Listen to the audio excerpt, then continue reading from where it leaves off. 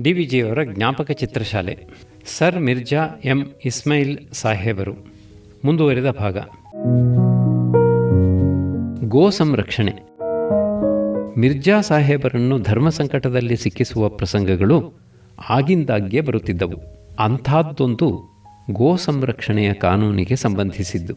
ಸಂಸ್ಥಾನದಲ್ಲಿ ಗೋ ಸಂರಕ್ಷಣೆ ಕಾನೂನಿನಿಂದ ಬೆಂಬಲ ಕೊಡಬೇಕೆಂಬ ವಾದ ಹಿಂದೂ ಜನವರ್ಗದಿಂದ ಪ್ರಬಲವಾಗಿ ಎದ್ದಿತು. ಅದನ್ನು ಕಾನೂನಿನಿಂದ ತಡೆಯತಕ್ಕದ್ದಲ್ಲವೆಂದೂ, ಹಾಗೆ ತಡೆದರೆ ತಮಗೆ ಲಾಗಾಯತಿನಿಂದ ಬಂದಿರುವ ಒಂದಾನೊಂದು ಸ್ವಾತಂತ್ರ್ಯಕ್ಕೆ ಭಂಗ ಬರುತ್ತದೆಂದು ಮುಸಲ್ಮಾನರಲ್ಲಿ ಬಹುಮಂದಿ ವಾದಿಸಿದರು. ಈ ವಿಷಯದಲ್ಲಿ ಉಭಯ ಪಕ್ಷಗಳಿಗೂ ಸಮ್ಮತವಾಗುವಂಥ ಪರಿಹಾರದ ದಾರಿ ಏನಾದರೂ ಉಂಟೆ ಎಂದು ಆಲೋಚಿಸಿ ಸಲಹೆ ಮಾಡಲು ಒಂದು ಸಮಿತಿಯನ್ನು ಮಿರ್ಜಾ ಸರ್ಕಾರವು 1926ರಲ್ಲಿ ನೇಮಿಸಿತು. ಸರ್ KP ಪುಟ್ಟಣ್ಣ ಶೆಟ್ಟರು ಅದಕ್ಕೆ ಅಧ್ಯಕ್ಷರಾಗಿದ್ದರು. ಸಮಿತಿ ಬಹುಮಂದಿ ಸಾಕ್ಷಿಗಳನ್ನು ಕರೆದು ವಿಚಾರಿಸಿ ಗೋ ಸಂರಕ್ಷಣೆಯು ತುಂಬ ಅವಶ್ಯವಾದದ್ದೆಂದು, ಅದಕ್ಕಾಗಿ ಕಾನೂನಿಗೆ ಬದಲು ಬೇರೆಯಾಗಿ ಸಾಧ್ಯವಾದ ಏರ್ಪಾಟುಗಳು ಉಂಟೆಂದು ಶಿಫಾರಸು ಮಾಡಿ ಆ ಏರ್ಪಾಟುಗಳ ಸ್ವರೂಪವನ್ನು ಸೂಚಿಸಿತು. ಮಿರ್ಜಾರವರು ಮುಸಲ್ಮಾನರಾಗಿಯೂ ಮಹಾರಾಜರು ಶ್ರದ್ಧಾವಂತರಾದ ಹಿಂದೂಗಳಾಗಿಯೂ ಇದ್ದದ್ದರಿಂದ ಯಾವ ಒಂದು ಅತಿಪಕ್ಷದ ಪ್ರಾಬಲ್ಯಕ್ಕೂ ಅವಕಾಶವಾಗದೆ ರಾಜ್ಯಭಾರವು ಸರ್ವಸಮದೃಷ್ಟಿಯಿಂದ ನಡೆಯಿತು. ಮಿರ್ಜಾ ಸಾಹೇಬರು ದಿವಾನರಾದ ಹೊಸತಿನಲ್ಲಿ ಸುಮಾರು 1926-27ರಲ್ಲಿ ಒಂದು ವಿಚಿತ್ರ ಪ್ರಕರಣ ನಡೆಯಿತು. ಅವರ ಉಪಾಧ್ಯಾಯರಾಗಿದ್ದ ಪ್ರೊಫೆಸರ್ CM ವಿಜಯರಾಘವಾಚಾರ್ಯರ ಮಕ್ಕಳು CM ಗರುಡಾಚಾರ್ಯರು ಬೆಂಗಳೂರಿನಲ್ಲಿ ಬಸ್ ಸರ್ವಿಸ್ ವಾಹನ ವ್ಯವಸ್ಥೆಯನ್ನು ಪ್ರಾರಂಭಿಸಿದರು. ಇದಕ್ಕೆ ಬೇಕಾಗಿದ್ದ ಸರ್ಕಾರದ ಅಪ್ಪಣೆಯನ್ನೂ ಇತರ ಸೌಕರ್ಯಗಳನ್ನೂ ಮಿರ್ಜಾರವರು ಕೊಡಿಸಿದ್ದರು. ಈ ಹೊಸ ವಾಹನ ಬಂದದ್ದರಿಂದ ಜಟಕಾ ವ್ಯಾಪಾರಸ್ಥರಿಗೆ ಜೀವನ ಕಡಿಮೆಯಾಯಿತು. ತಮ್ಮ ನಷ್ಟಕ್ಕೆ ಮಿರ್ಜಾ ಸಾಹೇಬರೇ ಕಾರಣವೆಂದು ಜಟಕಾ ಜನ ಕೂಗಾಡಿದರು. ಅವರು ಸ್ಟ್ರೈಕ್ ಮಾಡಿದರು. ಪಟ್ಟಣದಲ್ಲಿದ್ದ ಜಟಕಾಗಳವರೆಲ್ಲ ಬೆಂಗಳೂರು ಅರಮನೆಯ ಮುಂದೆ ತಮ್ಮ ತಮ್ಮ ಗಾಡಿ ಕುದುರೆಗಳೊಡನೆ ಗುಂಪು ಸೇರಿದರು. ನಾನು ಅದನ್ನು ನೋಡಲು ಹೋಗಿದ್ದೆ. ಅಲ್ಲಿ ಬೇಕಾದಷ್ಟು ಕುದುರೆ ಹೇಸಿಗೆ ನಡೆದಿದ್ದಲ್ಲದೆ ಜಟಕಾ ಜನರು ಗಟ್ಟಿಯಾಗಿ ಅರಚುತ್ತಿದ್ದರು. ಆಗ ಬಹುಮಂದಿ ಮುಸಲ್ಮಾನರು, ಮಿರ್ಜಾ ಎಂಥ ಮುಸಲ್ಮಾನ, ದಾಡಿಯೇ ಇಲ್ಲ ಅವನಿಗೆ ಎಂದು ಮೊದಲಾಗಿ ಆರ್ಭಟಿಸುತ್ತಿದ್ದರು. ಹಿಂದೂಗಳಿಗೆ ಅನುಕೂಲ ಮಾಡಿದರೆಂದು ಮುಸಲ್ಮಾನರ ಅಪವಾದ, ಮುಸಲ್ಮಾನರಲ್ಲಿ ಪಕ್ಷಪಾತ ಮಾಡಿದರೆಂದು ಹಿಂದೂಗಳ ಅಪವಾದ.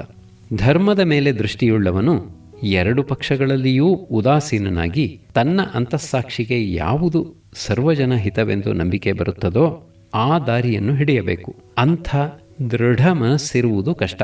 ಆದರೆ ಆ ಮನೋದಾರ್ಢ್ಯವಿಲ್ಲದಿದ್ದರೆ ನ್ಯಾಯ ಸಾಧನೆ ದುರ್ಲಭವಾಗುತ್ತದೆ. ಇಂಡಿಯಾವನ್ನು ಇಬ್ಬಾಗ ಮಾಡುವ ಯೋಚನೆಗೂ ಪಾಕಿಸ್ತಾನದ ಪ್ರಯತ್ನಕ್ಕೂ ಮಿರ್ಜಾರವರು ಸ್ಪಷ್ಟವಾಗಿ ತೀವ್ರವಾಗಿ ವಿರೋಧಿಗಳಾಗಿದ್ದರು.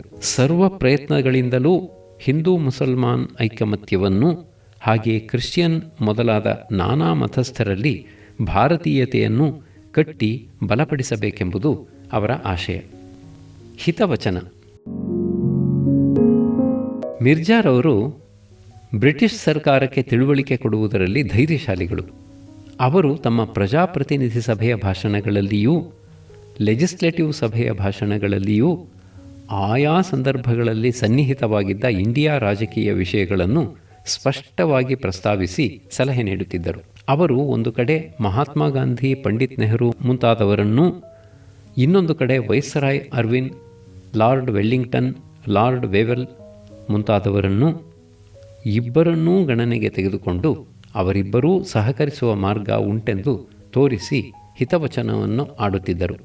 ಹಾಗೆ ಬ್ರಿಟಿಷ್ ಸರ್ಕಾರಕ್ಕೆ ಎಚ್ಚರಿಕೆ ಕೊಡುವುದಾಗಲಿ, ಕಾಂಗ್ರೆಸ್ಸಿಗೆ ಬೆಂಬಲ ಕೊಡುವುದಾಗಲಿ ಮುಂದೆ ಬಂದ ದೇಶೀಯ ಸಂಸ್ಥಾನದ ದಿವಾನರು ಬೇರೆ ಒಬ್ಬರೂ ಇರಲಿಲ್ಲ. ಮಿರ್ಜಾ ಸಾಹೇಬರಿಗೆ ಸ್ನೇಹಿತರು ಪ್ರಪಂಚದ ಎಲ್ಲ ಭಾಗಗಳಲ್ಲಿಯೂ ಇದ್ದರು.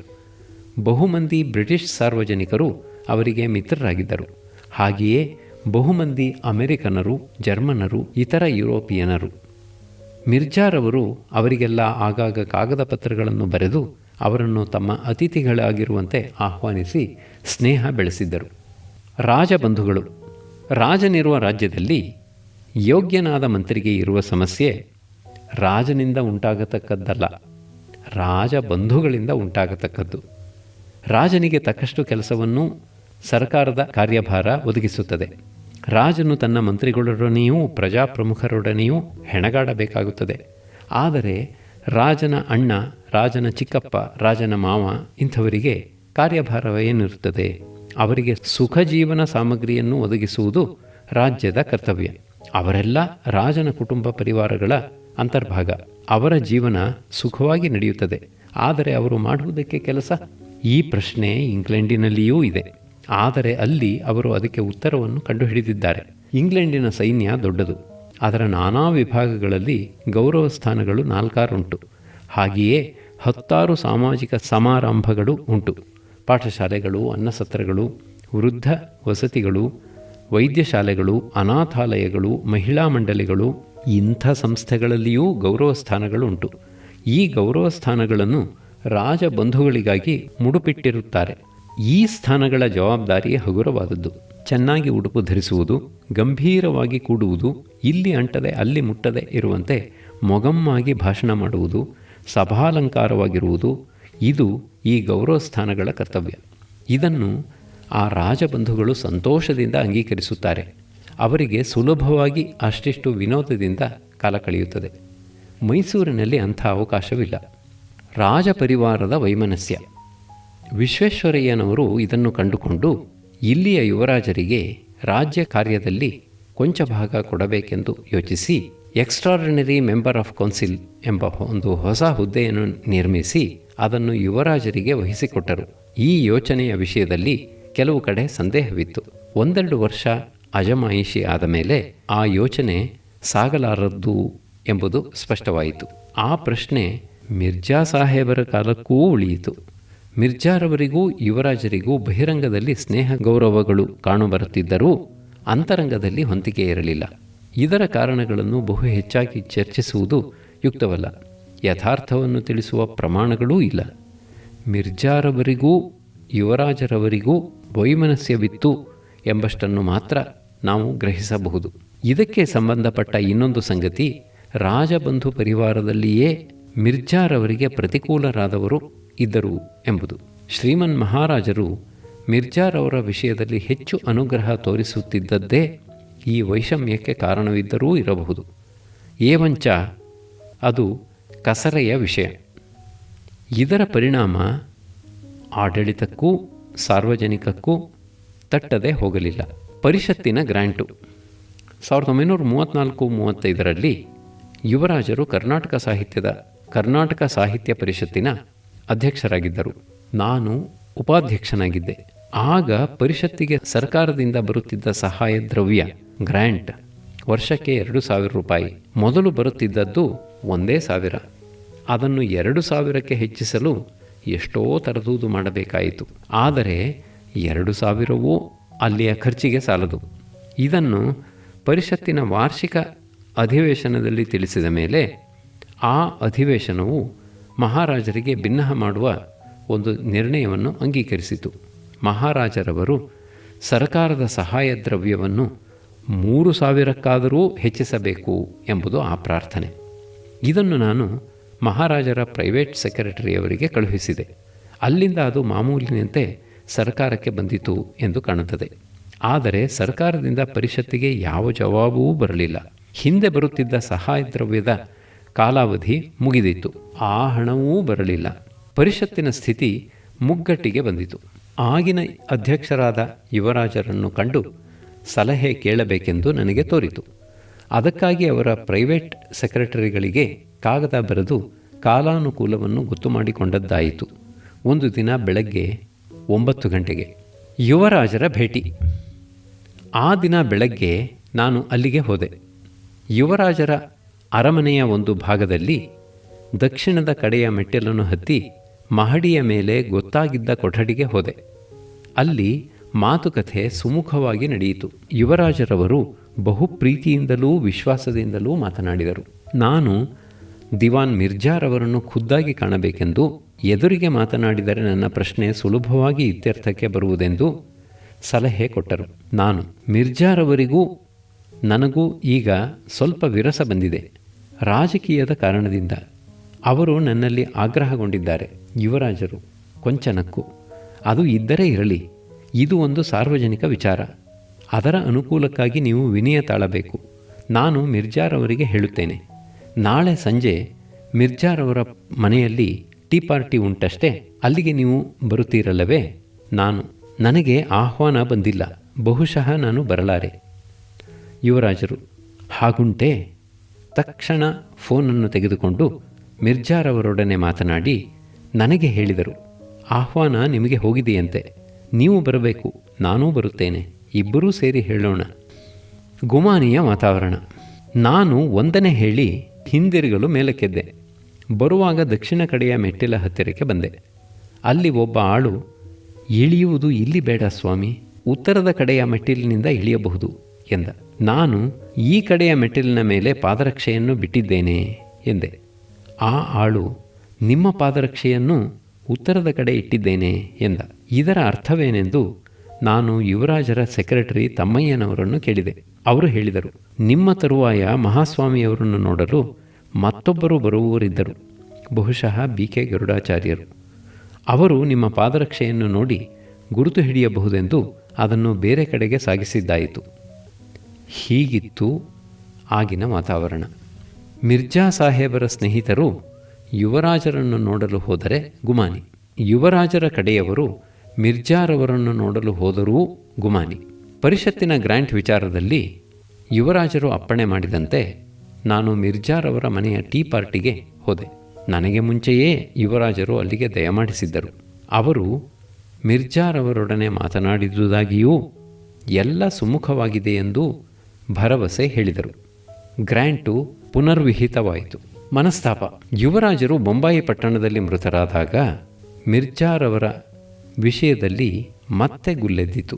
ಅವರು ಯುವರಾಜರ ವಿಷಯದಲ್ಲಿ ಉಪೇಕ್ಷೆಯಿಂದ ಇದ್ದರೆಂದು, ಶವಸಂಸ್ಕಾರ ಕಾಲದಲ್ಲಿ ಗೌರವ ತೋರಿಸಲಿಲ್ಲವೆಂದು ಕೆಲವರು ಹಲುಬಿದರು. ಈ ನಾನಾ ಕಾರಣಗಳಿಂದ ಮಿರ್ಜಾರವರಿಗೆ ನೋವು ಉಂಟಾದದ್ದರ ಹೊರತು ಬೇರೆ ಯಾವ ಫಲವೂ ಜನಕ್ಕೆ ದೊರೆಯಲಿಲ್ಲ. ಯುವರಾಜರಿಗೆ ಸರ್ಕಾರದಿಂದ ಸಲ್ಲುತ್ತಿದ್ದ ವಾರ್ಷಿಕ ವೇತನ ಸಾಲದೆಂದು ಅದನ್ನು ಹೆಚ್ಚಿಸಬೇಕೆಂದು ಆಗಾಗ ಮಿರ್ಜಾರವರಿಗೆ ಸಲಹೆ ಬರುತ್ತಿದ್ದದ್ದುಂಟು. ಅವರು ಆ ಸಲಹೆಯನ್ನು ನಡೆಸಲು ಅನುಕೂಲವಿಲ್ಲವೆಂದು ಹೇಳುತ್ತಿದ್ದದ್ದೂ ಉಂಟು. ಮನಸ್ತಾಪಕ್ಕೆ ಇದೂ ಒಂದು ಕಾರಣವಿದ್ದರೂ ಇರಬಹುದು. ಆದರೆ ಈ ಯಾವ ಸಂದರ್ಭವೂ ಶ್ರೀಮನ್ ಮಹಾರಾಜರವರ ತಿಳುವಳಿಕೆಗೆ ಬಾರದೇ ಇದ್ದದ್ದಲ್ಲ. ಇದನ್ನೆಲ್ಲ ಅವರು ಅರಿತಿದ್ದರೂ ಮಿರ್ಜಾರವರಲ್ಲಿ ಎಂದಿನಂತೆ ವಿಶ್ವಾಸ ತೋರಿ ಅವರಿಗೆ ಬೆಂಬಲ ಕೊಡುತ್ತಿದ್ದರು. ಆಕ್ಷೇಪಣೆಗಳು. ಮಹಾರಾಜರವರಲ್ಲಿ ಮಿರ್ಜಾರವರನ್ನು ಕುರಿತು ಜನ ದೂರು ಹೇಳಿದ್ದು ಅಪರೂಪವಲ್ಲ. ಎಷ್ಟೋ ಮಂದಿ ನಿವೃತ್ತರಾದ ದೊಡ್ಡ ಮನುಷ್ಯರು ಮಹಾರಾಜರವರಲ್ಲಿಗೆ ಹೋಗಿ ಮಿರ್ಜಾ ಮಾಡಿದ್ದು ಇದು ತಪ್ಪು ಎಂದು ಆಕ್ಷೇಪಣೆ ಮಾಡುತ್ತಿದ್ದರು. ಮಹಾರಾಜರಾದರೋ ಆ ಆಕ್ಷೇಪಣೆಗಳನ್ನು ಮಿರ್ಜಾರವರಿಗೆ ತಿಳಿಸಿ ತಿದ್ದಿಕೊಳ್ಳಲು ಏನು ಮಾಡಬಹುದೋ ನೋಡಿ ಎನ್ನುತ್ತಿದ್ದರು.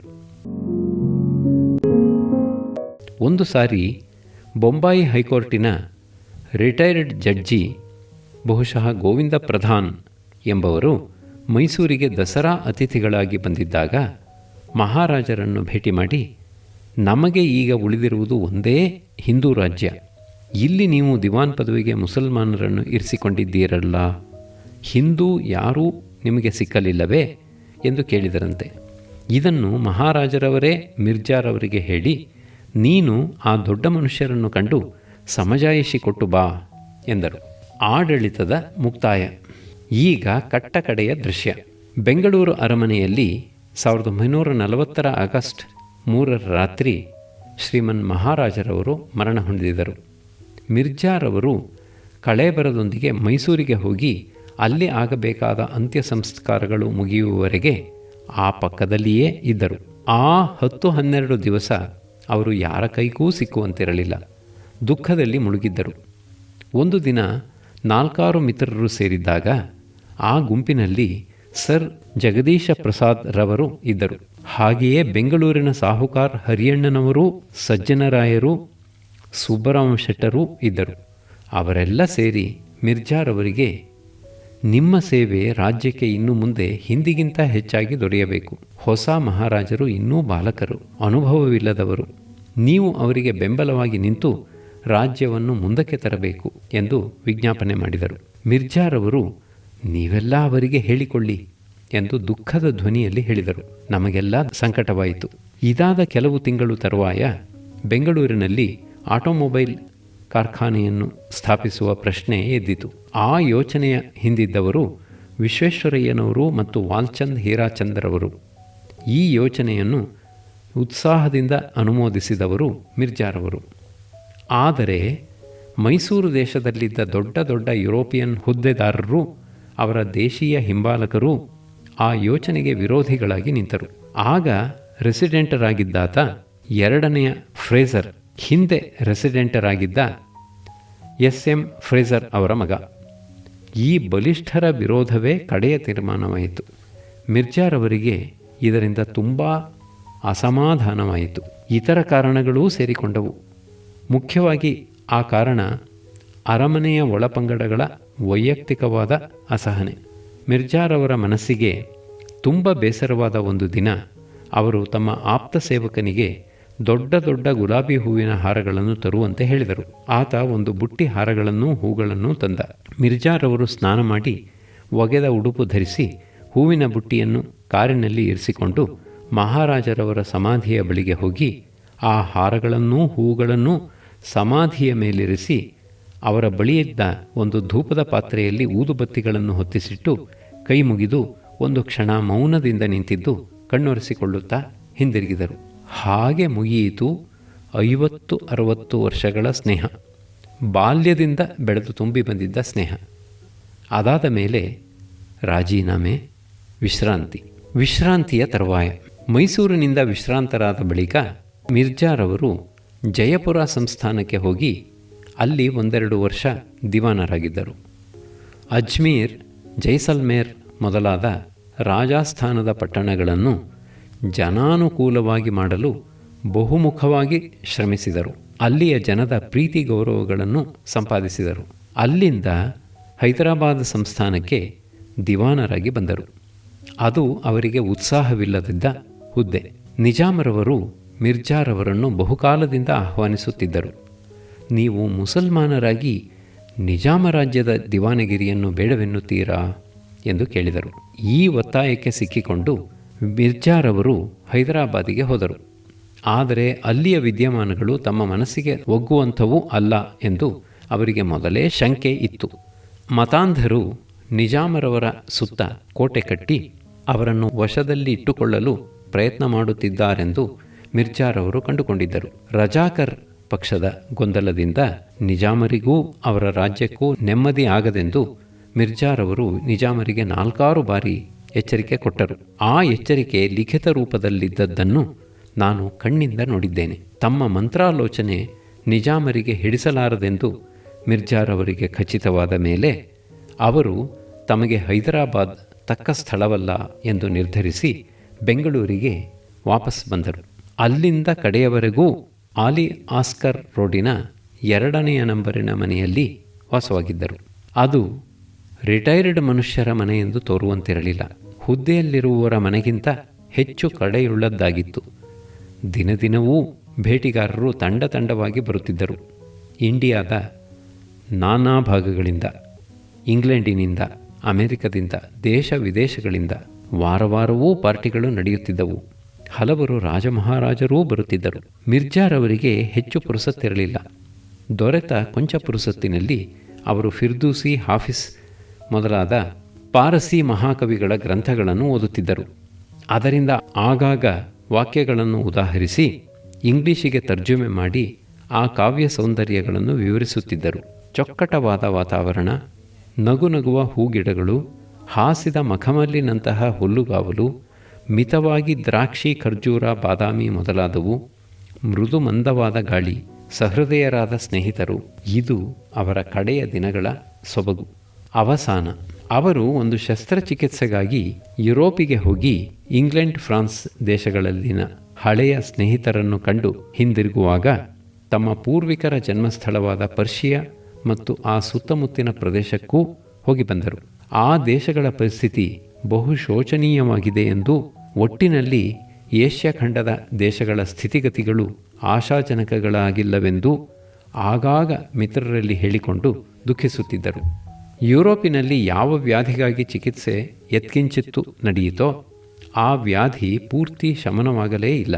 ಆ ಸ್ಥಿತಿಯಲ್ಲಿ ನಾನು ಒಂದು ದಿನ ಹೋಗಿದ್ದಾಗ ತಾವು ಮತ್ತೆ ಚಿಕಿತ್ಸೆ ಪಡೆಯಬೇಕಾದೀತೆಂದೂ ಬೊಂಬಾಯಿಗೋ ವಿಯನ್ನಾಕ್ಕೋ ಹೋಗಬೇಕಾದೀತೆಂದು ಸೂಚಿಸಿದರು. ಅಲ್ಲಿಂದ 3ನೆಯ ರಾತ್ರಿಯೇ ಅವರ ಆಯಸ್ಸು ಮುಗಿಯಿತು. ಆ ರಾತ್ರಿ ಸುಮಾರು 9 ಗಂಟೆಯ ವೇಳೆಗೆ ಒಬ್ಬ ಸ್ನೇಹಿತರು ಅವರಿಗೆ ಫೋನ್ ಮಾಡಿ ಹೇಗಿದ್ದೀರಿ ಎಂದು ಕೇಳಿದರು. ಮಿರ್ಜಾರವರು ಸಿದ್ಧ ಮಾಡಿಕೊಳ್ಳುತ್ತಿದ್ದೇನೆ, ಪ್ಯಾಕಿಂಗ್ ಎಂದರು. ಮಿತ್ರರಿಗೆ ಅರ್ಥವಾಗಲಿಲ್ಲ. ಮಿರ್ಜಾರವರು ಪ್ರಯಾಣಕ್ಕೆ ಸಿದ್ಧನಾಗುತ್ತೇನೆ ಎಂದರು. ಬಹುಶಃ ಅದೇ ಅವರ ಕಟ್ಟಕಡೆಯ ಮಾತೆಂದು ತೋರುತ್ತದೆ.